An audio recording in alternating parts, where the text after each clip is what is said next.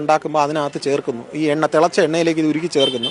അപ്പോൾ ഉരുക്കി ചേർത്ത ഭാഗവും ഇതിൻ്റെ എല്ലാം കൂടെ ഞങ്ങൾ പിടിച്ചെടുത്തിട്ടുണ്ട്. ഈ സാധനങ്ങൾ മുഴുവൻ പിടിച്ചെടുത്തു. കട ക്ലോസ് ചെയ്യാൻ അനധികൃതമായിട്ടാണ് കട പ്രവർത്തിച്ചു വരുന്നത്. ലൈസൻസ് പോലും എടുത്തിട്ടില്ല. കട പൂട്ടി ക്ലോസ് ചെയ്തു. ഇനി നടപടിയായിട്ട് മുമ്പോട്ട് പോകും. ക്യാൻസർ ഉണ്ടാവും ഇത്. കാരണം നമുക്ക് ഭക്ഷണത്തിനകത്ത് എണ്ണയ്ക്കകത്ത് പ്ലാസ്റ്റിക് ഉരുക്കി ചേർക്കുക എന്ന് പറഞ്ഞാൽ ഞെട്ടിപ്പിക്കുന്ന കാര്യമല്ല.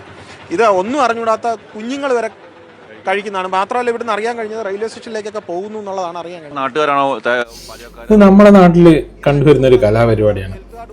എന്തെങ്കിലും സംഭവിച്ചു കഴിഞ്ഞാൽ മാത്രമാണ് ഈ ഹെൽത്ത് ഇൻസ്പെക്ടറും എല്ലാ ആൾക്കാരും ഇതുമായിട്ടുള്ള ന്യൂസുകൾ, ഇനിയിപ്പോൾ നമ്മളെ ന്യൂസുകൾ മൊത്തം ഇതുമായിട്ട് ബന്ധപ്പെട്ട ന്യൂസുകളായിരിക്കും ഇനി വരാൻ പോകുന്നത്. എല്ലാ കടയിലും ചെക്കിങ് അത് കുറച്ച് കാലത്തേക്ക് ഉണ്ടാവും. പിന്നെ അത് കഴിഞ്ഞ് കഴിഞ്ഞാൽ ആ ന്യൂസ് ഒന്ന് ഒതുങ്ങുമ്പോൾ എല്ലാം സ്റ്റോപ്പ് ആവും. ഇത് നമ്മുടെ നാട്ടിൽ ഇപ്പം കണ്ടുവരുന്നൊരു കലാപരിപാടിയാണ്.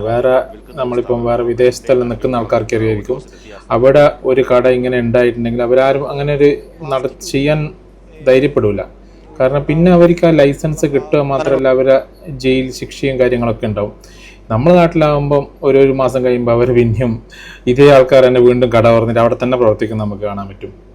അപ്പോൾ ഇങ്ങനത്തെ സംഭവങ്ങൾ ഈ ഹെൽത്ത് ഇൻസ്പെക്ടർ എന്നൊക്കെ പറയുന്ന ആൾക്കാരൊക്കെ മുൻകൂട്ടി ആൾക്കാർക്ക് രോഗം വന്നതിന് ശേഷം ചെക്ക് ചെയ്യേണ്ട ആൾക്കാരല്ല. മുൻകൂട്ടി ആൾക്കാർക്ക് എന്തെങ്കിലും പ്രശ്നമുണ്ടോ അതിൻ്റെ മുമ്പ് മന്ത്ലി ചെക്കിങ്ങും ഇയർലി ചെക്കിങ്ങും കാര്യങ്ങളൊക്കെ ചെയ്യേണ്ട ആൾക്കാർക്കാണ്, ജനങ്ങൾക്ക് വേണ്ടിയിട്ട്.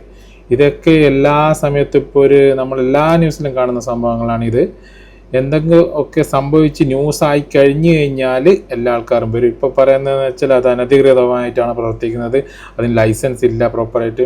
അതൊക്കെ ഇപ്പം ന്യൂസ് വന്നതിന് ശേഷമാണ് ഇവർ കാണുന്നുള്ളൂ. അപ്പോൾ ഇതിൻ്റെ മുമ്പ് ഒക്കെ ഇവരൊക്കെ എവിടെയായിരുന്നു എന്നുള്ള ചോദ്യമാണ് ഉത്തരമില്ലാത്തത്.